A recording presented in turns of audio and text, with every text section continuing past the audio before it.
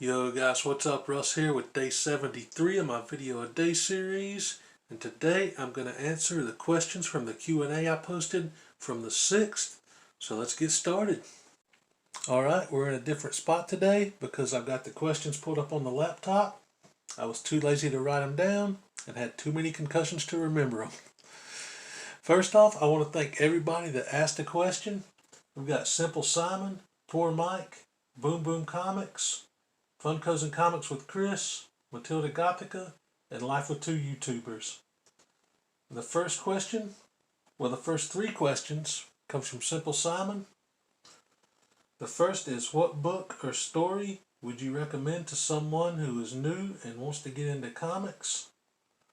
Okay, there's so many stories that I could recommend from the 90s that would be great for a reader that's just jumping on. It's hard to pick just one. I know where I started was the Reign of Superman storyline. That's a great one. The Death of Superman is another great one to jump on with. If you're not so much into Superman, if you're more into other characters, Nightfall for Batman was incredible. Marvel-wise, Days of Future Past was awesome. Fatal Attraction storyline was really great. I would say Onslaught as one, but that's such a huge storyline, it would probably be overwhelming to start with something like that, because that branches out to the whole Marvel universe basically. And if you're into indie stuff,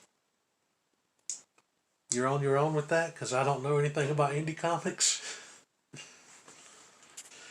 The next question from Simon was, if you could have one DC and one Marvel character in a crossover story, who would it be? That is another tough one because they've already done so many great crossovers, again from the 90s with the Amalgam storyline. So it'd be kind of hard to come up with one that hasn't happened yet. I would have to say Wonder Woman and Rogue.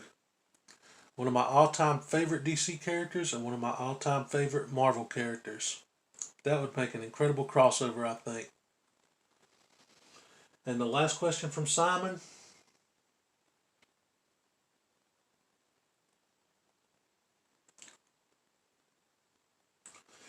If Tom King offered to write a SuperRus 9000 comic, would you accept? No, God! No, God, please, no! No! No! No! Alright, the next question is from Poor Mike. He says, I would guess your favorite character is Superman. What would ever give you that idea, man? But do you have a favorite Batman family character? That's the first question. There's so many great characters in the Bat family. Again, it's hard to pick favorites. But recently I have become more and more of a Barbara Gordon Batgirl fan after reading the Three Jokers storyline. One of the few current books I've read. And there's just something about her character in that storyline that just made me love her even more. It made me more of a Batgirl fan. So I would have to say Barbara Gordon Batgirl is my favorite Bat family character. And the second question from Poor Mike is, how many comics do you have that match up to your Funko Pop collection? And I looked at them, and it's kind of hard to say because they're not really... Let me back you guys up a second. They don't really match the covers except for a few. For example, I have the 80-year anniversary X-Men Pops. I do have the entire set. I've got Beast, Marvel Girl, Angel, and Iceman to go along with Cyclops here. And it does technically match a comic I have because I do have X-Men 1 in Marvel Milestone Edition. So that kind of counts as pops that match the cover. And the other example would be right over here, the book on the comic wall and the pop. Let's go on a trip. Got this awesome Superman 79 cover from the Reign of Superman storyline. And thanks to D-Rock Comics for hooking me up with the pop that matched it.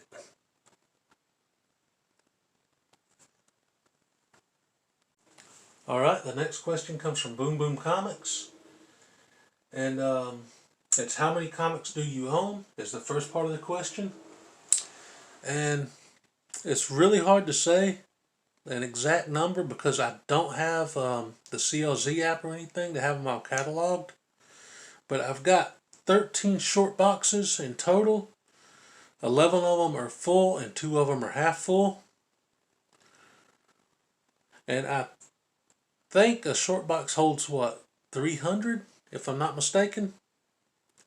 So I'll let you guys do the math on that because I flunked math class.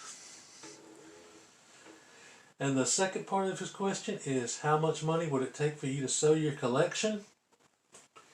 And that is really hard for me. It's always been hard for me to even consider selling the books. Because back in '99, I had to sell off a huge chunk of my collection for financial reasons. And I stopped collecting for like 15 years. And I didn't start collecting again until around 2015. And the reason I stopped collecting is because I was so like just crushed from having to sell so much of my collection. And I've been trying to rebuild it since I started collecting again. So how much money would it take for me to sell my collection? I don't think I would, man. Honestly, it would be hard to come up with a number for me to do that because these books mean so much to me. And I just can't imagine selling any of them again. I mean, if I had to say something, it would be like something ridiculous, like $1 billion. So I could easily buy back everything I have and still have a ton of money because 90% of my collection is dollar books. The next questions come from Funkos and Comics with Chris. The first one is, who is my favorite Spider-Man villain? That is the Norman Osborn Green Goblin. He was basically, when I first started reading Spider-Man comic books, he was the big villain in the story. And everything about him I love as a villain. Just a perfect like foil to Peter Parker. Next question from Funkos and Comics with Chris is, if I had to leave my home because of a flood or something and I could only take 5 books with me, what would I take? Again, that's super hard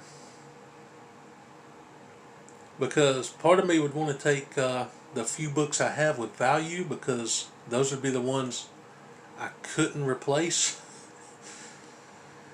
And another part would want to take like the sentimental books like Action Comics 688, which is like the first comic I owned that got me into the collecting comics. I wouldn't leave my home. I would drown in the flood with my comics. Question from Funkos and Comics with Chris is, if I won $5,000 in the lottery, which books would I buy? That's a hard one too, because I don't know if I would like go for a couple that's on my want list, or if I would go for just that one big book that I wouldn't be able to get any other way. I think I would go after I don't know, would $5,000 get an X-Men, a legit X-Men 1? I don't think it would, even in a like a low grade, like a 1 or something, a 1.0. I don't think $5,000 would get that book. So I would probably either go after X-Men 4, the first Scarlet Witch and Quicksilver, or Action Comics 252, the first Kira Zor-El Supergirl. It would definitely be between those two. And Fun Cousin Chris actually has a few more questions that he got in there last minute. One is, what type of work do I do? Actually, I used to do construction work with my brother, but being half blind and clumsy, I got hurt a lot. And this was years ago, and my body is still pretty much in physical pain almost every day.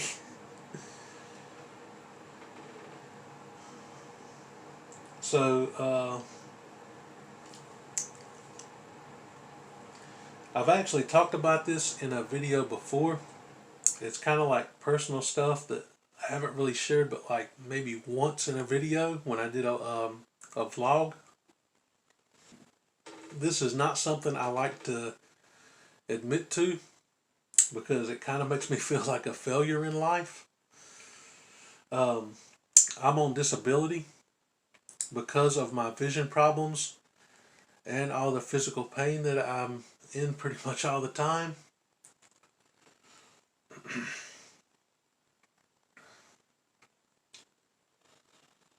So I don't do any work right now except YouTube, basically. I'm trying to really build that up and make a career out of it. The only kind of work I was suited for is like construction, like physical labor.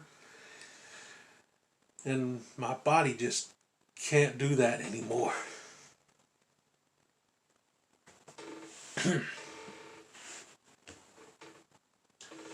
Okay.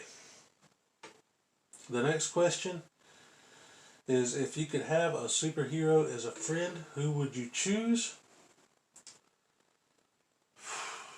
Does Gal Gadot Wonder Woman count? Yeah. The next question is, who is your least favorite and most favorite comic book writer and artist? The least favorite writer has got to be Tom King. I have tried to give his stuff a chance, and it's terrible, man. Maybe if I went back and read some of his older stuff before the Batman run, I'd probably like it. But the newer stuff, man, it's bad. Favorite artist? Normally I would have said like Dan Jurgens' Superman. Like favorite artist for a comic, because I love the way he drew Superman in the 90s. But recently I've been getting into older comics, Silver Age and stuff. And I love the way Kurt Swan drew Superman. It's awesome work. That classic style. So again, it's super hard to pick favorites with these questions. But it would be like, for Superman, it would be between those two, Jurgens and Swan. And as far as favorite writer goes, I gotta say Donny Cates. Like currently, is Donny Cates. He is killing it on the Thor run. It's amazing writing on that book, and that's from, I think it's up to issue 12 or 13 now. I can't remember what the last issue I bought was, but I've enjoyed that entire run. I need to read more with him, and I've heard his Venom run was amazing, but it's probably too late to jump on that bandwagon. Alright, the next question comes from Matilda Gothica. Is, who is your favorite anti-hero? Now I thought about that for a little bit, and I gotta say Magneto. His story is so complex, you can't really call him a villain. He definitely falls in that anti-hero category, and sometimes even the hero category. With everything he went through, it's easy to understand why he's on the side that he was on in the comics. I don't know what the current books are doing with his story, but say through the movies and the 90s comics, the favorite anti-hero has got to be Magneto. The next question from Matilda Gothica is, have you ever thought about getting into manga? And I have considered it, but I fall down like collecting rabbit holes so easily. Hence my Captain America shield and Mjolnir over there. That I don't think I want to, just because I would probably buy a ton of them. So I'm probably going to like avoid getting into manga. And next question from Matilda is there one comic I would be willing to trade my entire collection for? Gosh, again, that like falls into not wanting to get rid of my collection. And first of all, my entire collection isn't worth like nearly as much to get like, say, an Action Comics 1 or an X-Men or even an X-Men 1. My collection as a whole wouldn't be worth the value that one of those books would cost. But would I, just if I could trade like the entire collection and get an Action Comics 1, would I do it?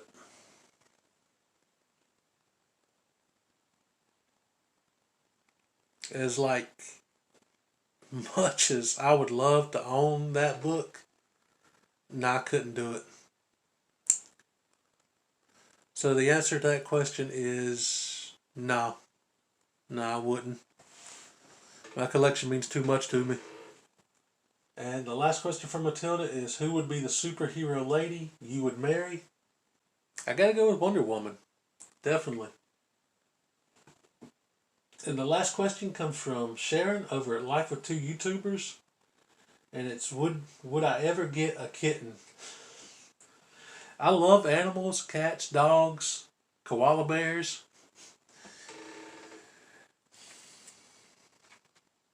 I have so much stuff that a cat would jump on and knock over and destroy. Ugh. The answer to that question is yes. But the kitten would not be allowed in the comic room. The rest of the house, free reign, it can destroy anything it wants to. But it's not allowed in the comic room. Alright, that does it for the questions. A big thank you again to everybody that asked a question. Hopefully I answered them satisfactorily. Satisfactorily? Is that a word? I don't know, whatever. Catch you guys tomorrow for day 74. Peace. What did you say his power level is?